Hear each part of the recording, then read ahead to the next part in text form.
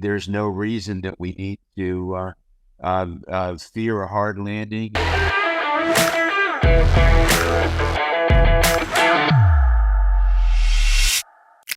Hey there, everyone. Dave Barlow here with the gang from Sell for 1%, along with Rich Cercone with Equitable Finance. It is Thursday, September 7th, 2023, and we are talking interest rates. It's a favorite subject of ours, Rich. What good news do you have for us? Well, not a lot of good news, Dave. We are Come on, Rich. we are hanging in there with higher rates. It appears that the Fed and the people that make policy are all stuck on the idea that rates are going to remain high for the time being. The data that I'm seeing and the talking points that I'm hearing and watching these people is basically that that GDP is strong, inflation is still high. The fear was when they started to raise rates last year, the fear was that we would have what's called a hard landing, that there would be the economy would crash and burn over the high rates. But they are not seeing that. We're seeing GDP remain high. We have not gone into a recession. And so the Fed is emboldened to continue this path of staying on a higher rate environment based on the fact that we have not gone into a recession and inflation is still high. And I was watching the news this morning, and one of the former Fed governors, Bullard, was on CNBC, and he said, there definitely a few more rate hikes could definitely be on the table here. The Fed has to continue with their mandate of fighting inflation. And as long as jobs are strong, the labor market is strong, GDP is strong, there's no reason that we need to fear a hard landing and start to lower rates. So that's where we are right now. So what was it, Teddy Roosevelt? The only thing we have to fear is fear itself. Yeah. That was JFK, wasn't it? No, it was during the Great Depression, and that was the best they had. And it's always interesting. I mean, and we're all armchair quarterbacks when it comes to this stuff. But it would certainly seem like to me that you continue to raise rates, you are going to be in for a hard landing, and the hard landing will happen, and they won't even know it happened. Yeah, until it happens. They won't even know it happened. I mean, they didn't start this rate stuff until we were knee deep into high inflation. That's what my point is, that they're reactionary. They're not proactive and looking forward. So, and I don't, it's interesting to me that, we sit there and we wait on these guys to do whatever they're going to do. Interest rates are where they're at. And so like programs, Rich, that a buyer that's interested in purchasing a property, they're going to have high interest rate. I mean, that's just the way it is right now. Right. What are things that a buyer could do, or with the help of the lender or even the help of the seller, do to alleviate, some of the high interest rates that we're experiencing right now? Is there anything that can be done? Well, there are some products. There's something called a 2-1 buy down.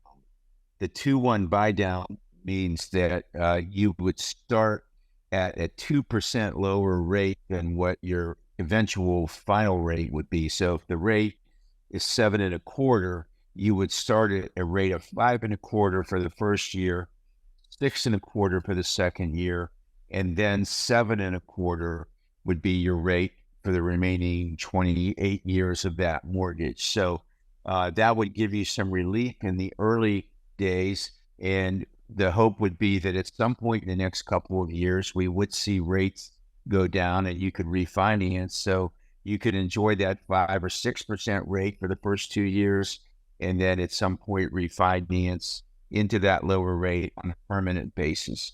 Now, that's not a cheap transaction, because essentially that you would ask the seller in this case to pay that interest up front for you at closing. And so that's how that would work. And you could call me and I could calculate what that cost would be based on the purchase price that you would have.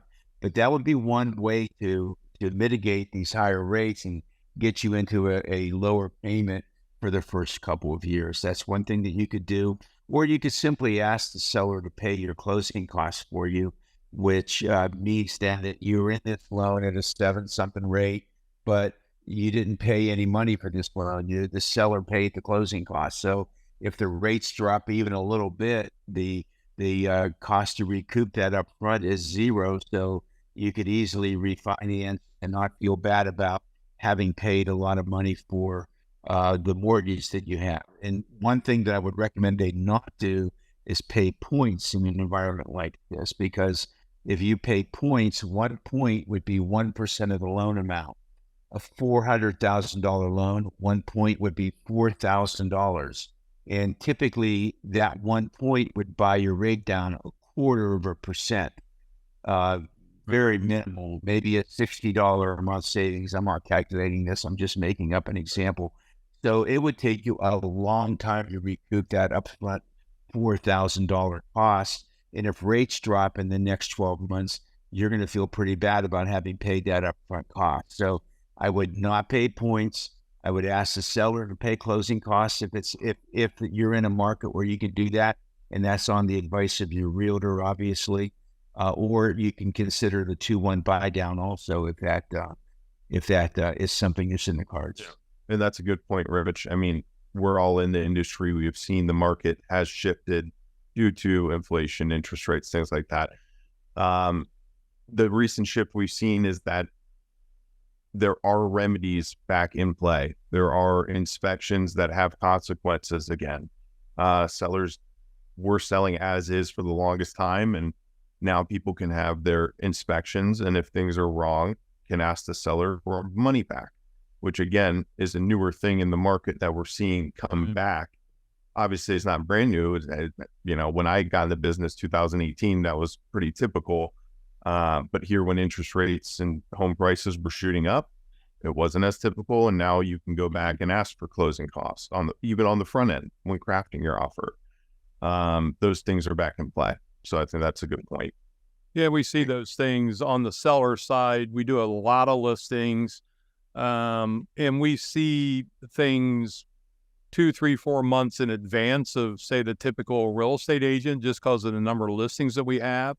But yeah, 2 years ago in 2021 spring market, put a house on the market, you'd have 80 showings, 40 offers, and bidding 30, 40, 50,000 over the asking price, and the buyers were bringing 30, 40, 50,000 dollars of cash to closing to guarantee the appraisal gaps.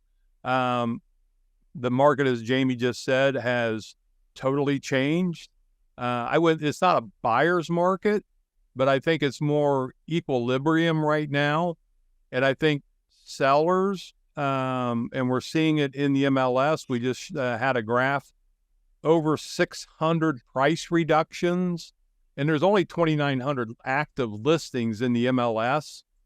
600 of them, 25%, 20% had price reductions in the last week. And that's something that we haven't experienced. So I think sellers are starting to, see that houses aren't flying off the market like they were. They're not going to be able to get the exorbitant numbers. And I guess, the point to a buyer would be, hey, just because a buyer or seller is asking, let's say $400,000 for a property, you may be able to buy that house for $375 or $360 or something like that, because it depends on the seller's circumstance. I've been transferred out of state. I need to sell this house. I bought it 3 years ago for $225,000. I now have it on the market for $400 because of appreciations. They're going to have some equity, and that's dovetails kind of into, we're not going to see the foreclosure crisis that we saw back in 2008, because people have a lot more equity in their homes now. So that may also be something I tell buyers all the time. The worst they can say is no. And, the best they can do is send you a counter offer, and then you negotiate something in that makes both of you, happy, or at least gets the deal done. So there's options there as well, that along with the 2-1 buy down or closing costs, and those both could be put together in the same transaction. And maybe a price reduction in your offer price. So there's a lot of things that a buyer can do if you're looking to purchase a home. So, Jay, what do you think of that? I would be starting to look into assumable mortgages. That's something that, for the old school and not the old fools, that a lot of these realtors, most realtors have not been in the business as long as Dad, me, Rich. We used to do stuff like that. And the way that works is, if somebody had Dad's example, you got this $400,000 house and they bought it for whatever, and they owe $200,000 on it still. That's at 3.75, let's say. You go get yourself as a buyer qualified for that 3.75 mortgage. You assume the $200,000, and then you would borrow the rest of it that you need, another $150, whatever it is, minus your down payment. And then that would be financed at today's rates, 7.25%, 7.5%. So I think that if buyers, and almost all of these loans are assumable. So again, it's going to depend on the seller situation. They may own it free and clear, and you can't pull that trick off. But another reason why you partner up with a realtor that has an idea, has a strategy, and it's not just, oh, we're going to stick a sign in the yard and get 6%. We eat, live, breathe this. There are many, many strategies, from let's do a lease option, let's do assumable mortgages, let's come in and lowball them and go fishing and see, what they do. I mean, that, Dad, when you're bringing that up, the only negative to the lowball strategy is, and the worst thing that can happen is they say yes. Make sure you may double cross you. Yeah, you make sure you want the house. I warn buyers all the time. They're, let's offer them, half of what they're asking. I literally will say, do you really want to buy it? Because if they say yes, you're stuck. Right. And so, that there's all kinds of opportunity. All I see is opportunity. Every time, the market shifts and realtors start bemoaning everything, it's like, I see dollar signs. 60,000 agents have dropped out already this year. Across the country. We're sitting here standing tall. We're selling more houses this year than last year. Our business is growing against all odds. And it's as simple as we treat people how we want to be treated, and we get referrals, we get repeat customers. And so if you want to be treated in a fair way, in a proper way, and have somebody to advocate for you and work their butt off to get you the house you want, or to get you as much as we possibly can on the sales side, it's a no-brainer. You call Dave, you call Jay, you call Jaime. If you're looking to refi, you're looking to get a loan, you call Rich at Equitable. Just hook up with someone that has the know-how, and we'll get you to the promised land. All right. Yeah, there's no absolutes in this market. It's very anecdotal. When you need to rely on your realtor, you need a good realtor who can give you the right advice, because one house might have a bidding war going on, and the house a half mile down the street, it's sitting for 60 days. So house by house, you have to know what your seller's temperature is and be able to structure your offer the right way. And that's why you need a good realtor.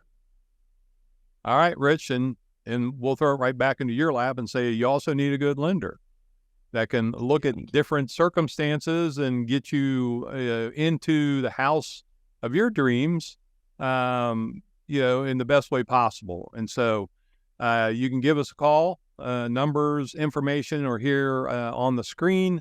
And we'd like to also say, if you like this information, be sure to like and subscribe to our channel here, and click that bell. So when we add new content, you'll be the first ones to know. All right, guys, thank you very much. It was a good discussion. And as the old saying goes, there's more than one way to skin a cat.